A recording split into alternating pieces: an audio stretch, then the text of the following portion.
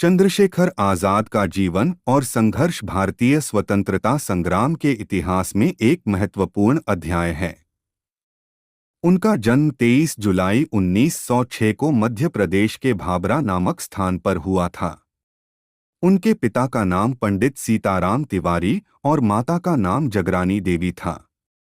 प्रारंभिक जीवन और शिक्षा।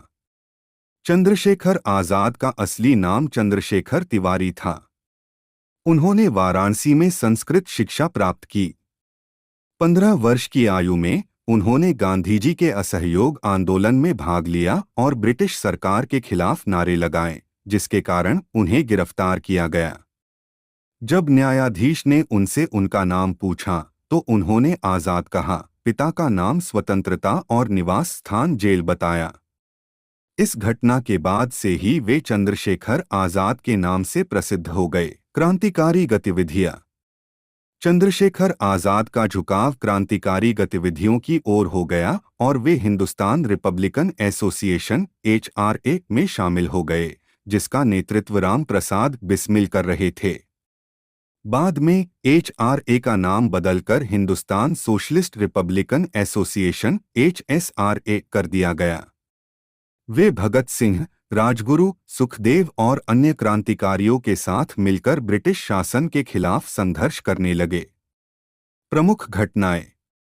काकोरी कांड 1925। इस घटना में चंद्रशेखर आजाद और उनके साथियों ने सरकारी खजाने को लूट लिया था। इस घटना के बाद ब्रिटिश पुलिस ने क्रांतिकारियों को पकड़ने का अभियान तेज कर दिया।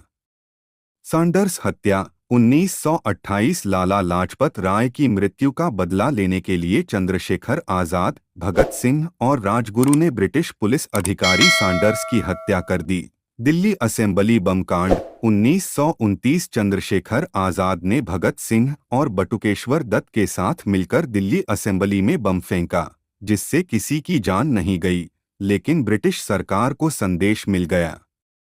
अंतिम दिन 27 फरवरी 1931 को इलाहाबाद के अल्फ्रेड पार्क में पुलिस ने उन्हें घेर लिया। उन्होंने बहादुरी से लड़ाई लड़ी और अंत में अपनी पिस्तौल की आखिरी गोली से खुद को गोली मार ली ताकि वे जीवित गिरफ्तार न हों। उनके बलिदान ने भारतीय युवाओं में आज़ादी के प्रति जुनून और प्रेरणा भर दी। चंद्रशेखर आजाद का जीवन और संघर्ष भारतीय स्वतंत्रता संग्राम के एक महानायक की कहानी है, जिन्होंने अपने प्राणों की आहुति देकर देश को आज़ादी की राह दिखाई।